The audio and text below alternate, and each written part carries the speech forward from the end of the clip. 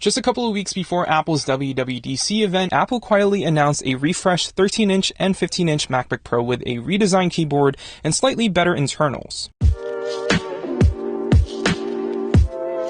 Hey guys, Mark here from Apple Insider, and let's take a quick look at Apple's refreshed 13-inch MacBook Pro and see what's changed and what kind of benchmark scores we can get out of this thing. In terms of overall design, not much has changed here, but internally, lots have. Looking at the MacBook Pro, everything about it looks familiar. It's the same MacBook Pro we've seen since its 2016 debut, but with this 2019 version though, it's now equipped with Apple's updated 3rd generation butterfly switch keyboard. For this generation of keyboard, Apple says that they kept the same overall design but replaced the material under the keycaps as to further prevent debris from lodging in there. At present, it's not clear if the company is referring to a new membrane, a new key dome, or both, but from our brief testing, the keys feel relatively the same as our 3rd generation butterfly switches we found on our 2018 MacBook Pro. So you can now pick up the 13-inch MacBook Pro with a 2.4 GHz quad-core 8th Gen i5 processor that turbo boosts up to 4.1 GHz, or upgrade it to a 2.8 GHz quad-core 8th generation i7 processor that turbo boosts up to 4.7 GHz. The one we have here is the base configuration model equipped with a 2.4 GHz quad-core i5 processor, 256 gigs of SSD, 8 gigs of RAM, and the Intel Iris Plus 655 graphics. Now this 13-inch MacBook Pro retails for $1799 before taxes. Starting off with Geekbench, you can see that our machine got a single-core score of 4,993 and a multi-core score of 18,283. Moving on to Cinebench R20, in our testing, the 2019 13-inch MacBook Pro posted a CPU score of 1,779, which is not bad at all at this price point. Now for comparison, our 2018 15-inch MacBook Pro with a 6-core i7 processor posted a CPU score of 2328.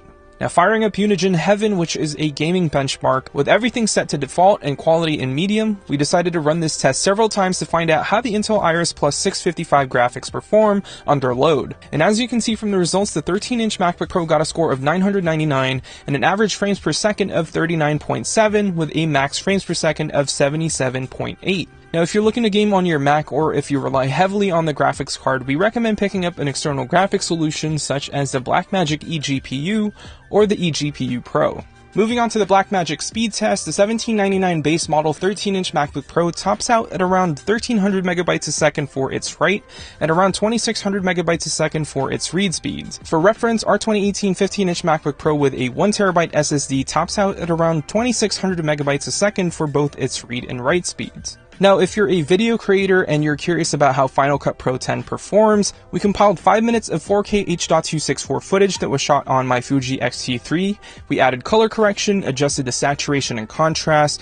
Now, we exported the same file several times with background rendering on and off, and with it on, we got an exported file at just 2 minutes and 10 seconds, and with background rendering off, it exported the video at 9 minutes and 28 seconds, which took almost 5 times longer.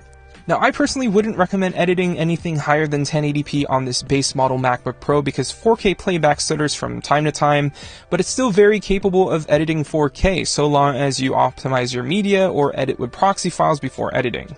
Now, that can take up a lot of storage space, and if you're planning on editing 4K videos, we really recommend picking up an external storage solution, especially with this 256GB SSD. So that's the new 2019 13-inch MacBook Pro. If you want to see how the new 8-core 15-inch MacBook Pro performed in benchmarks and want to hear Andrew's take on it, make sure to subscribe and hit that notification bell as we'll have that video coming soon.